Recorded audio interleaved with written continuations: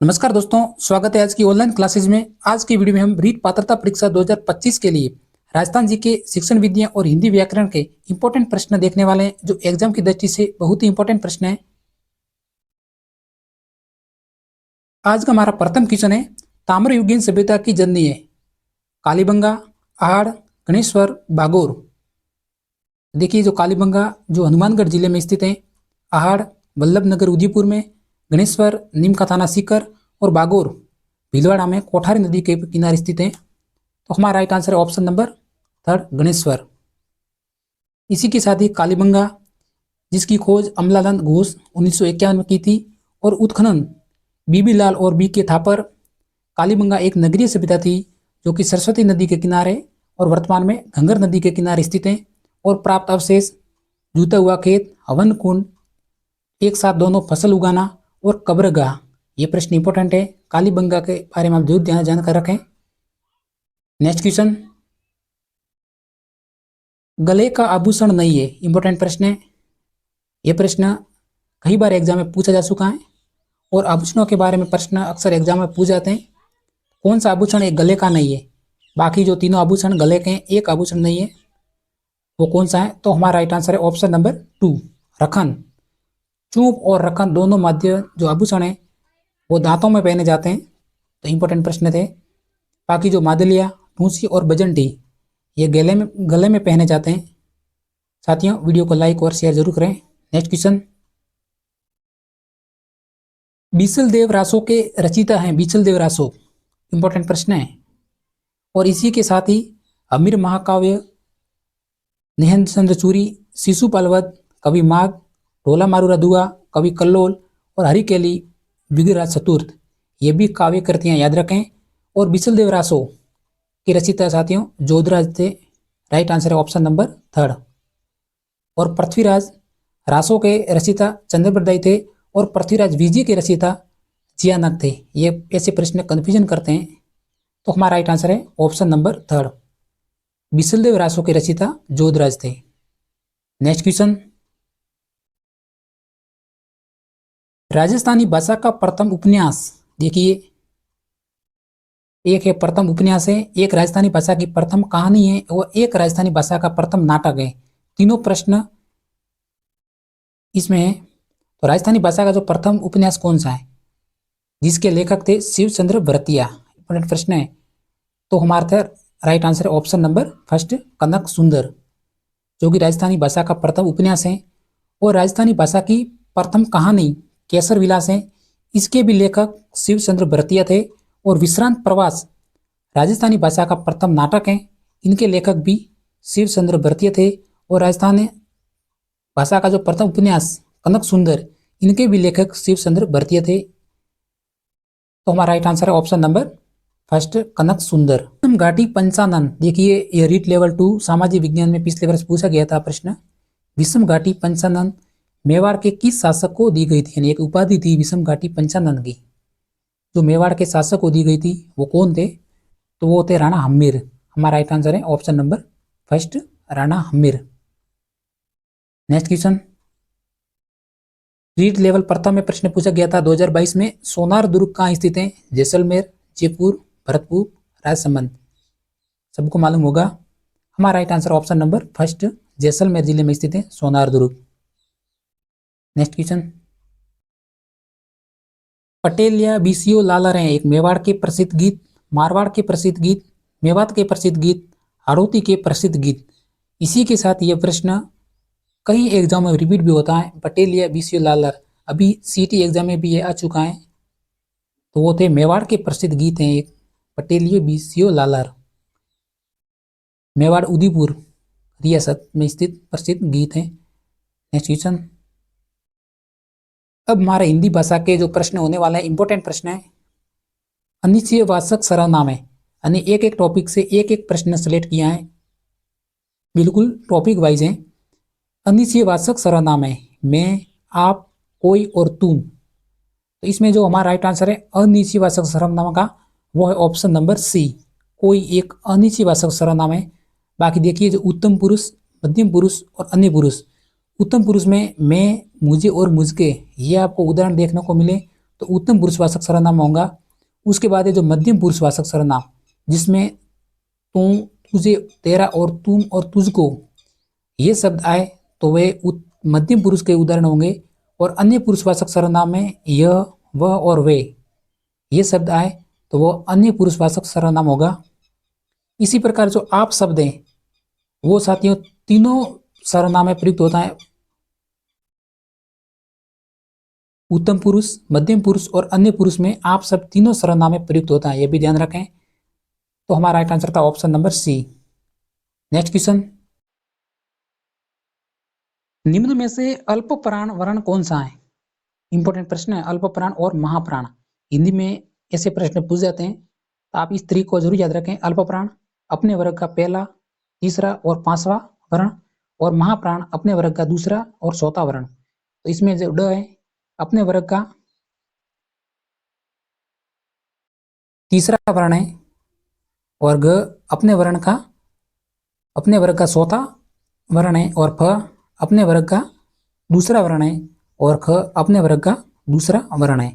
तो देखिए हमारा right answer option number A, ड हो गया। जिस अल्प प्राण 1, 3 और 5, बाकी देखिए 2, 2 और 4 महाप्राण है, यानी ग एक महाप्राण है, फ महाप्राण है और ख महाप्राण है, लेकिन ड ए अल्प प्राण है।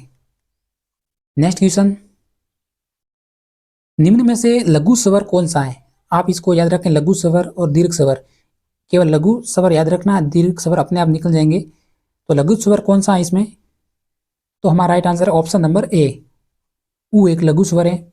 बाकी देखिए आ, ई, बड़ा उ, ए, ऐ, ओ, औ ये लघु स्वर और दीर्घ स्वर कहलाते हैं।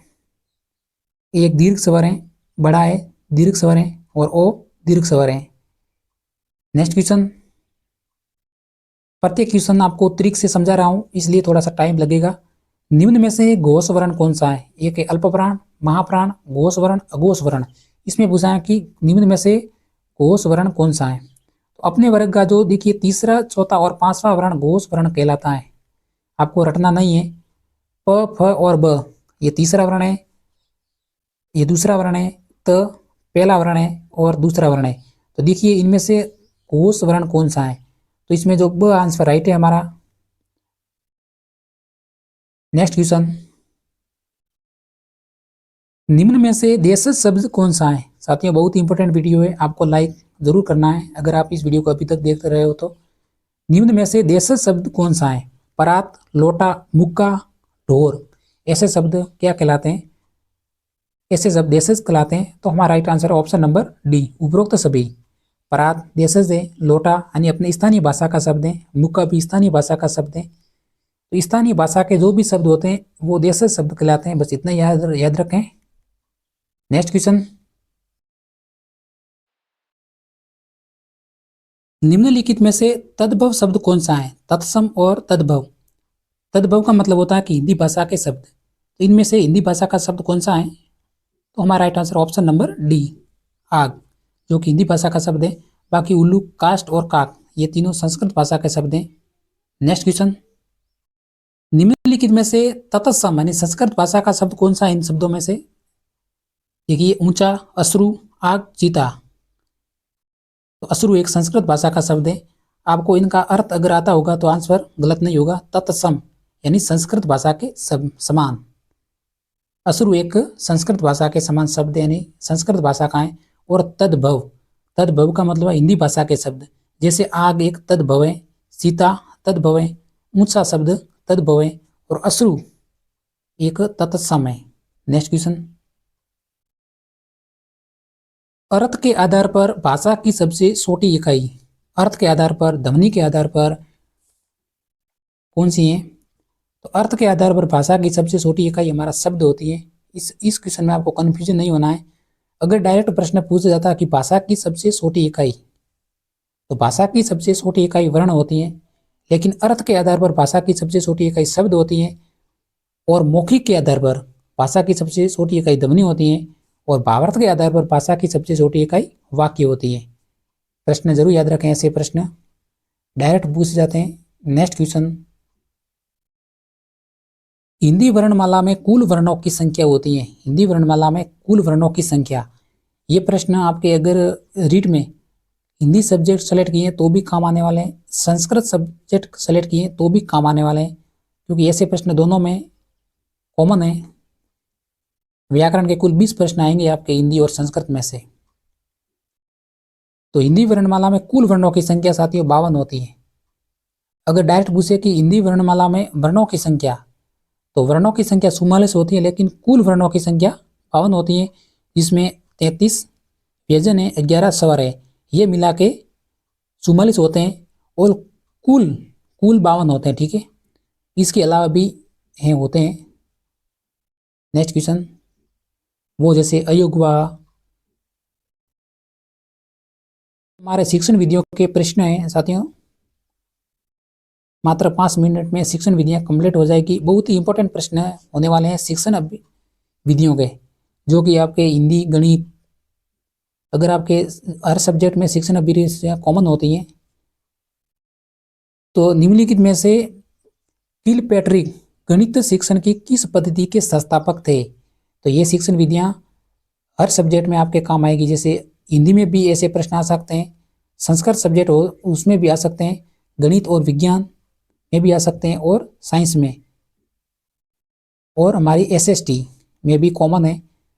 तो किलपैट्रिक जो कि जॉन डीवी के शिष्य थे, गणित शिक्षण की किस पद्धति के संस्थापक थे? तो वह हमारा project method, option number 2 right है, आंसर है। और गणित की महत्वपूर्ण शिक्षण विधियां आगमन विधि, निगमन, विश्लेषण, प्रयोगशाला और खेल और समस्या समाधान, ये गणित शिक्षण विधियां हैं, ऑप्शन में आ सकती हैं ऐसी विधियां। नेक्स्ट क्वेश्चन, सबसे प्राचीनतम शिक्षण विधि कौन सी है? ये पिछले वर्ष प्रश्न संस्कृत में आया हुआ है कि सबसे प्राचीनतम शिक्षण विधि कौन सी है। तो देखिए, इसमें जो निगमन, प्रयोजना और आगमन, ये नवीनतम विधियां हैं, लेकिन जो व्याख्यान विधि है, भाषण विधि है, कहानी विधि है, ये विधियां प्राचीन विधियां कहलाती हैं। इनके अलावा जो प्रमुख शिक्षण विधियां हैं, व्याख्यान विधि, पाठ्य पुस्तक, कहानी विधि और प्रदर्शन विधि, ये विधियां शिक्षक केंद्रित होती हैं। ऑप्शन में ऐसे प्रश्न पूछा जाएगा कि निम्न में से शिक्षक केंद्रित विधियां कौन सी हैं? तो आपको इन 4 ऑप्शन को जरूर याद रखें। साथियों, क्लास को लाइक जरूर करें और सब्सक्राइब। नेक्स्ट क्वेश्चन, वृत्त का क्षेत्रफल पढ़ाने की सबसे उपयुक्त विधि? वृत्त का क्षेत्रफल, तो हमारा राइट आंसर ऑप्शन नंबर 2 प्रयोगशाला विधि, जो कि वृत्त का क्षेत्रफल पढ़ाने की सबसे उपयुक्त विधि है। नेक्स्ट क्वेश्चन,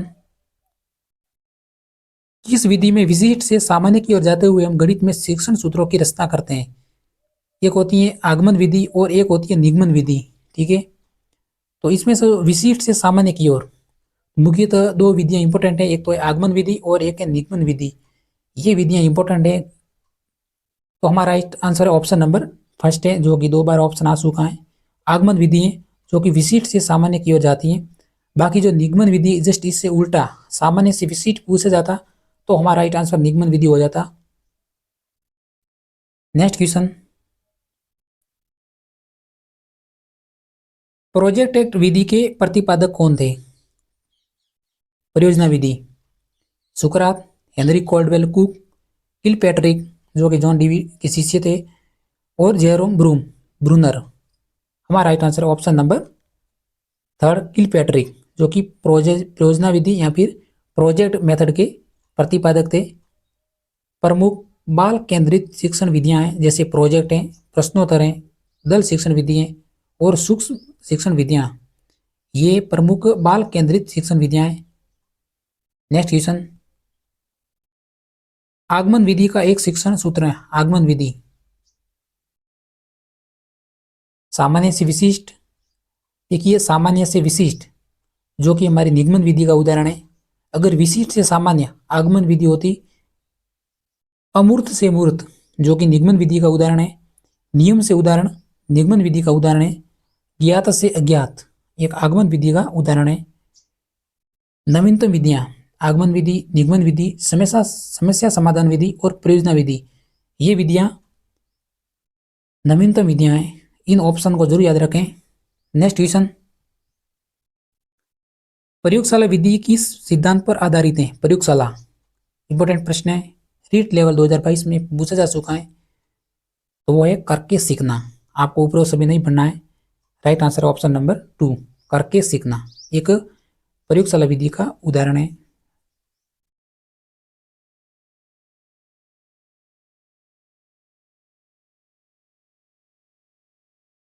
निम्नलिखित में से कौन सी एक वैज्ञानिक शिक्षण विधि नहीं है? वैज्ञानिक कौन सी नहीं है? कहानी, मूल्यांकन, मनोदैहिक, प्रश्नावली। तो हमारा राइट आंसर है ऑप्शन नंबर फर्स्ट, कहानी विधि, जो एक वैज्ञानिक विधि नहीं है। बाकी जो मूल्यांकन, मनोदैहिक और प्रश्नावली, ये विधियां वैज्ञानिक विधियां हैं। रीट लेवल 2 साइंस मैथ पूछा जा चुका है प्रश्न। आज का हमारा अंतिम क्वेश्चन है, खेल विधि के प्रवर्तक थे? किलपैट्रिक, हेनरी कॉल्डवेल कुक, सुकरात, जॉन डीवी। तो हमारा राइट आंसर था option number 2, Henry Caldwell cook, जो कि खेल विधि के प्रवर्तक थे। आज की वीडियो में इतना ही साथियों। अगर हमारा वीडियो अच्छा लगा हो तो एक सब्सक्राइब करके जरूर जाना, क्योंकि इसी तरह इंपॉर्टेंट वीडियो लेकर आते रहते हैं। तब तक मिलते हैं नेक्स्ट वीडियो में। जय हिंद।